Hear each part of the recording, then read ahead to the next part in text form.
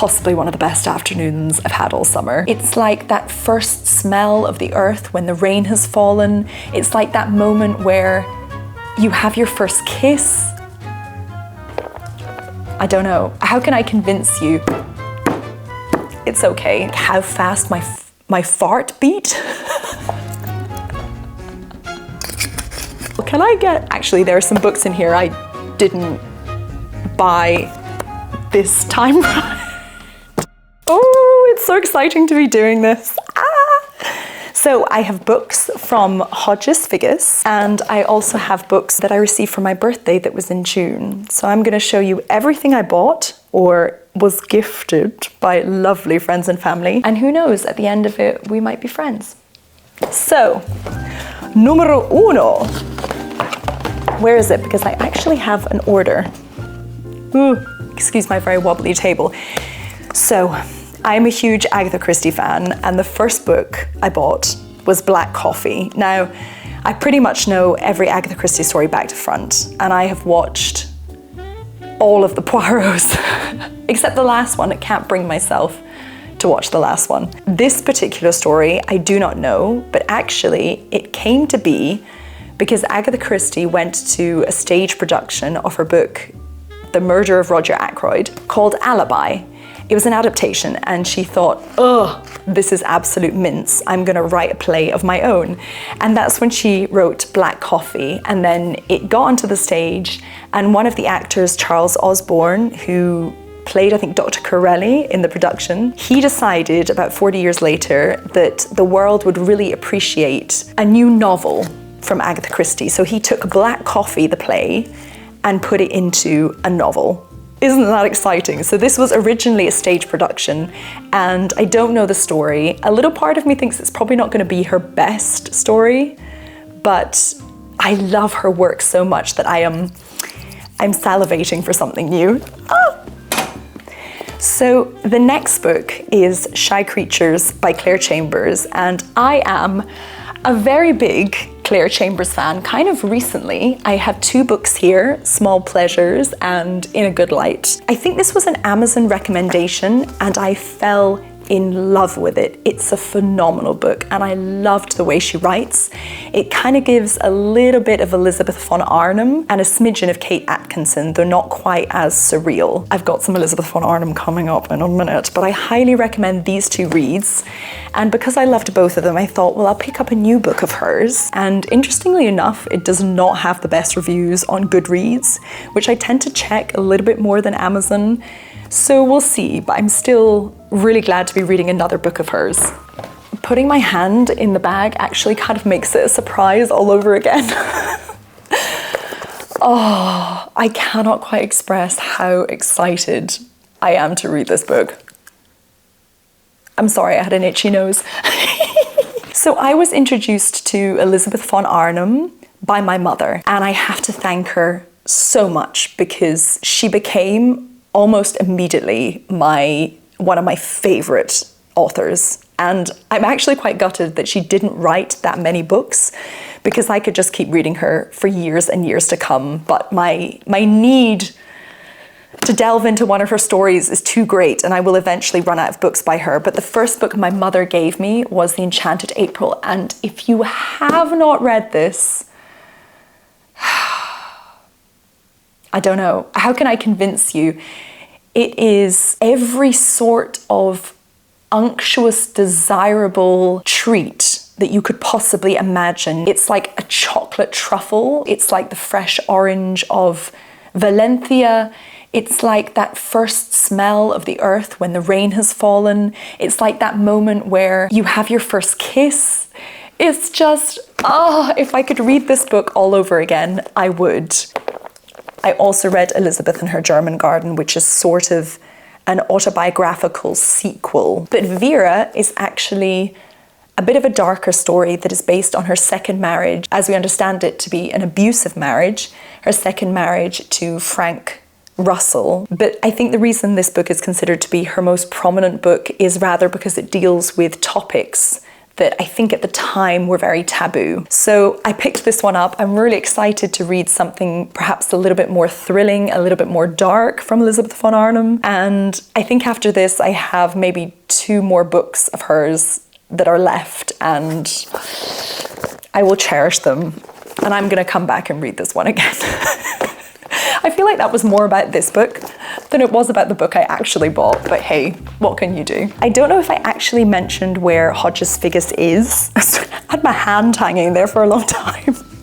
This is the oldest and biggest bookshop in Dublin, Ireland. And Florian and I, when we were on holiday in the summer, spent possibly one of the best afternoons I've had all summer in this bookshop, just browsing. It was amazing. So the last book I bought from there was The Hollow by Agatha Christie. And of course, this is the second Agatha Christie that I purchased from Hodges Figgis. And I don't remember this story. It's possible that I saw an adaptation of it or I listened to an audiobook, but I don't remember. And it's about the killing of John Christo at a kind of country house gathering, and his body is found with his wife next to him by a swimming pool, and she's holding the gun. So drama, drama, drama from Agatha Christie once more. I really just picked it up because I don't remember the story, and I know Agatha Christie so well that it's a pleasure for me when I forget who the murderer is or I just don't recognize the storyline. So this was my last book from Hodges Figgis. Okay, goodbye bag. Story time. I transported this bag throughout our entire holiday. This bag went from Dublin, Ireland, to Dingle, to Cork, to Amsterdam, and back to Vienna, perfectly formed. I didn't put anything in the suitcase. I carried this bag with love. Just needed to tell you all that. So as I mentioned, my birthday was in June. Hi, Geminis. And I decided I would treat myself and buy myself a birthday book. This author is not new to me at all. Kazuo Ishiguro is an amazing author, and I hope I said his name correctly. I read a book of his, actually maybe even just one, called Never Let Me Go. And it's one of those novels I just never forget. It kind of opened my eyes to fiction that seems normal and then ever so slowly becomes a bit uncomfortable, borderline disturbing, and then you just finish the last page and find yourself staring into space for about half an hour. It was one of those books. If anyone knows that particular genre, tell me, like surreal fiction, I'm not sure. I'm not so sure I love the synopsis of this book. I actually don't know if I read the synopsis properly when I bought it, but it's set in a dystopian future and tells the story of Klara, this artificial friend who is purchased for raising children, but she doesn't get purchased, and she kind of watches as other artificial friends get bought and nobody picks her. And that sort of storyline is not 100% my vibe. So I'm really interested to see whether I like this book or not. I have to say the colors were quite attractive. I can see the pile dwindling, and now of course I'm thinking I need to go out and buy some more books. This book was actually a present from my friend Pia, and she is an incredibly insightful and perceptive person. She teaches me a lot about life, and she's the kind of person that if she recommends a book to you, it's going to be worth your time. This book is one that I think she's read multiple times, and it's kind of a book she keeps coming back to. The Power of Now by Eckhart Tolle. This book focuses on 12 principles that you can follow in order to live better in the present, quieten that inner dialogue, and find peace in your life. And it basically encourages you to remember that focusing on the past and the future is actually fruitless, because our own memory of the past is distorted. Whatever memory we have is not actually what happened, and the future hasn't happened yet, so there's no point stressing about it because stuff out with your control is going to change it anyway. I don't know how she did it, but I feel as if she read my mind, or she knew what I was struggling with and found me a manual for it. This is actually, I think, our first non-fiction book in the haul. I'm a bit scared to read it because I feel as if it's going to be somebody reading my soul. But that's okay. You'll have to forgive me. I'm gonna have to read my notes on this one because when I was researching the books, I really struggled to understand what this book is. And that is A Ghost in the Throat by doireann ghríofa. Is that right? doireann ní ghríofa. Doireann ní ghríofa. It's okay. Gaelic is hard, even if I'm Scottish. So, as I understand it, this book kind of slides between two stories from the past and the present. And the old story is about an Irish noblewoman in the 1700s who, I believe when her husband dies, she drinks his blood and then writes a poem about something. And then the modern story is quasi-autobiographical about the author and her life as a mother and a writer. And she kind of becomes enthralled in the life of this woman, and the book explores how that changes her life. The thing is, it's a winner foils nonfiction, but it's marked as autofiction, and I didn't know that when something's autofiction, it can be nonfiction. So I'm a little bit confused about this book. It's definitely something new for me, and yeah, we'll see how it goes. Do you know what I think I actually love the most about books is they connect me to a memory. Like, I remember reading Adrian Mole, aged 13 and 3/4, was it? I remember reading that in my parents' sitting room, and then I remember like how fast my fart beat. How fast my heart beated. That was a genuine mistake, I promise. When I read Endless Night by Agatha Christie, I honestly feel like you just get taken on a journey. And I think that's why I find it so hard to give books away. Like, I know some people who just finish a book and they can go, hey, you know, do you want to read it? I'm done with it. But for me, to give it away is like giving away a memory, giving away a part of myself. Yeah. Anyway, our next book is quite a wild one. Actually, it's incredibly short because you have the German version, then the English version. Thanks, Mummy.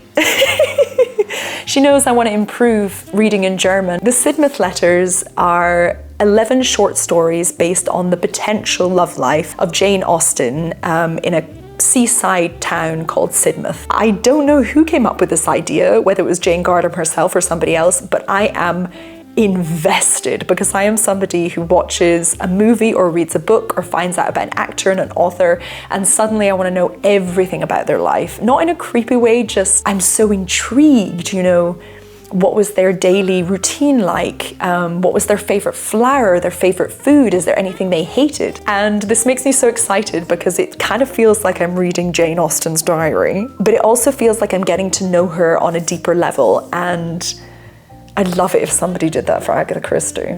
Although we kind of know her love life anyway, and to be honest, it was really sad at points. Although I am reading another book by Agatha Christie. Do I go and get it actually? It's called Come Tell Me How You Live. And it's based on the archaeological excursions she took to Syria and Iraq, or Mesopotamia as it was known then, with her second husband, Max Mallowan, I believe. And it's an autobiographical book and it's wonderful. It's just such an enticing read, and you really feel like you get to know more about her, and that she's actually a very funny, very entertaining, witty person. Moving on, the Sidmouth letters. I'm very excited for this, and thank you, Mummy, for developing my German education. This book lovingly matches our background. Der Weg des Künstlers by Julie Cameron was actually a book that my sister gave me for my birthday. This is a non-fiction book that gives you a 12-week program to rediscover your identity and creativity. I'm really excited about this book, actually. I'm a little bit nervous to read it because I think I need it. But I've been learning so much through making videos for Lemonage, and having this project has just been something so nourishing and so wonderful for me. And I think it's going to be really beneficial to have some ideas in here to develop my creativity more and find out more about myself. So we're slowly approaching the end of our haul, and this is our last book, and it's a very worthy last book to have, and that is Oh, the Brave Music by Dorothy Evelyn Smith. I think this was actually a birthday present from my mother as well, but there's something about me and my mother and books. We have this habit that whenever one of us gives a book to the other and they love it, they then gift the book back, if that makes sense. So I gave this book to my mother and she loved it, and so she gave it to me. This book is a coming of age book. It's a story about a young girl coming of age and her experiences in the 19th century as she moves from place to place and lives under the guidance of various individuals. I know I'm gonna like this book. I just have an inkling. I'm also very fond of books that focus on the coming of age of women. That's something I'm very fond of. It actually doesn't have to be female based. It can really just be anyone. But this kind of development and understanding of oneself within a story is something I'm very, very fond of, and I tend to relate to really well. So we have come to the end. We have come to the end. We have come to the end of our book haul. Can I get, actually there are some books in here I didn't buy this time round. I'll just hold them here. If you want to take a screenshot, I can put them in the description as well, so don't panic. And I'm also going to put in, oh, that's a bit of a workout, not going to lie. I'm going to put these titles in from the books that I've read before and recommend. And yep, I'm just going to put this on the table. Thank you so much for watching. And I'm also delighted that I could film this. I know it's maybe drifting off a little bit away from what I've normally posted on Lemonage, but I love books and I wanted to share it with you all. And I'll see you in the next one. Don't forget to subscribe. It helps me out. Goodbye.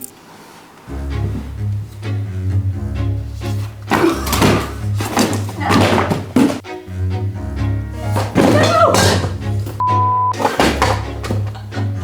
Oh my goodness.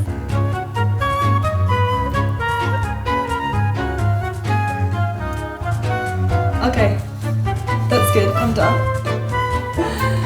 Oh. Okay.